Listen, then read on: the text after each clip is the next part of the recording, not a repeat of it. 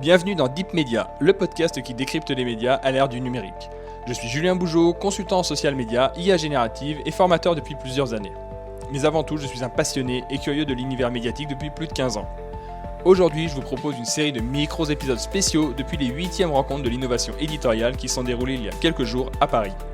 Un événement porté par samsa.fr qui réunit les professionnels des médias de tous horizons. Sans plus attendre, partons à la rencontre des intervenants.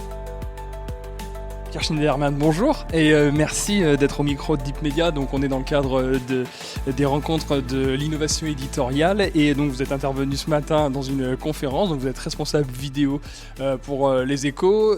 Donc vous nous avez notamment expliqué la nouvelle stratégie. En quelques mots déjà, comment est-ce qu'elle se définit ? Déjà, c'est que c'était principalement d'aller sur YouTube et de faire des vidéos plutôt longues par rapport à ce qu'on voit sur l'ensemble des vidéos. Donc des vidéos, maintenant, elles font 10 minutes minimum, quasiment.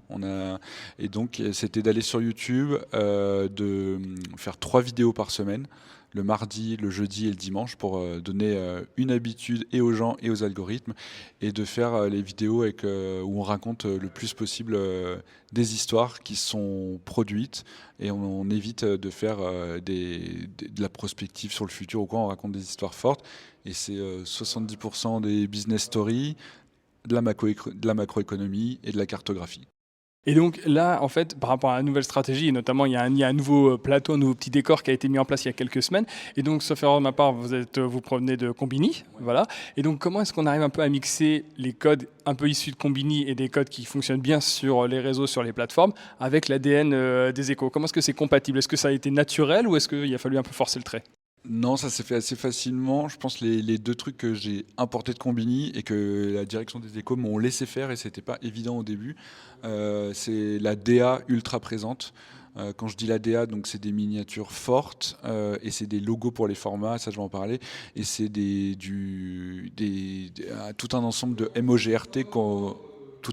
MOGRT qu'on met sur Première pour avoir des synthés identifiables, des cartes identifiables, des trucs. Je voulais que ce soit vraiment très très présent. Donc l'ADA, ils ont accepté. Et le deuxième truc qu'ils ont accepté, que j'ai un peu importé de Combini aussi, c'est la mentalité des formats. Et c'est principalement des formats YouTube, il y en a 5-6. Et ils ont accepté d'avoir des noms de formats avec des noms un peu drôles dans les formats. Donc injecter un peu de ludique, finalement, ça marche bien pour un sujet qu'on peut imaginer comme étant assez sérieux, assez rigoureux de base. Ouais, on s'est jamais fait trop engueuler sur les noms ludiques des formats. Je pense que les gens, ils aiment bien. Ils aiment bien Plan Carte, ils aiment bien Business Drama, ils aiment bien Secret Sauce. Parfois, on nous reproche un tout petit peu les anglicismes, mais c'est quand même assez rare, quoi.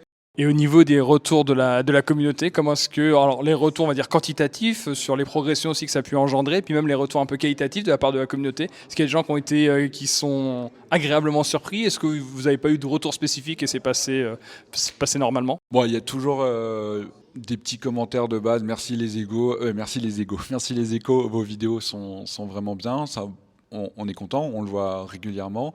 Ce que je vois, c'était une stat que j'ai donnée tout à l'heure, je trouve que c'est une des stats les plus parlantes du moment, c'est que maintenant sur YouTube, c'est 18% des abonnés qui nous regardent, et avant, quand je suis arrivé, c'était 10%. Donc on a gagné 130 000 abonnés en un an, c'est pas trop mal. Et surtout, du coup, c'est beaucoup plus. On a multiplié par 2 le nombre d'abonnés qui nous regardent. Donc on constitue une petite communauté de gens qui commencent à nous connaître, et peut-être à connaître les formats, et peut-être à connaître les 7 super journalistes qui font les vidéos. D'accord.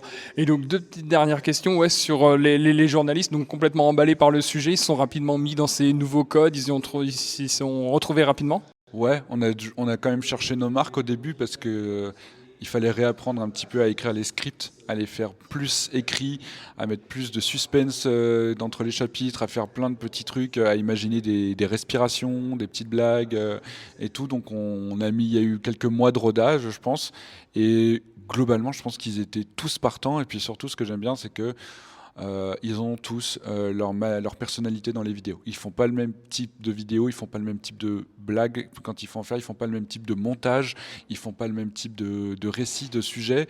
Et j'essaye le plus possible de faire en sorte qu'ils arrivent à maintenir leur personnalité très différente.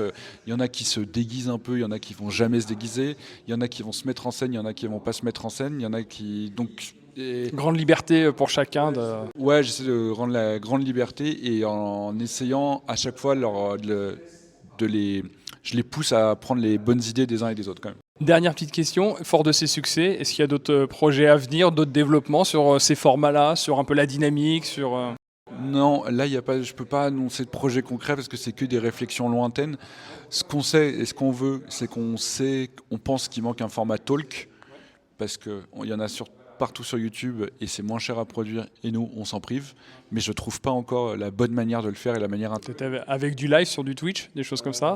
non, je pense plutôt à un talk enregistré, ouais, et qui serait mis en podcast ensuite, enfin en vidéo et en podcast. Mais je trouve pas la bonne manière de le faire pour que ce soit vraiment sympa. Et donc là-dessus, je me prends la tête et on essaye de faire ce dont tout le monde rêve, c'est de prendre plus de temps et de prendre des occasions spéciales pour faire des sujets longs d'une demi-heure. Mais pour faire un sujet long d'une demi-heure, ça demande des moyens. Donc faut vraiment qu'on trouve le bon sujet. On a des idées, mais pour l'instant, c'est un peu initié, mais c'est pas encore acté. Merci beaucoup en tout cas. Merci beaucoup pour les questions. Je vous remercie d'avoir écouté cet épisode spécial depuis l'édition 2026 des Rencontres de l'innovation éditoriale qui sont déroulées récemment à Paris. Je vous donne rendez-vous prochainement pour de nouveaux épisodes plus classiques de Deep Media.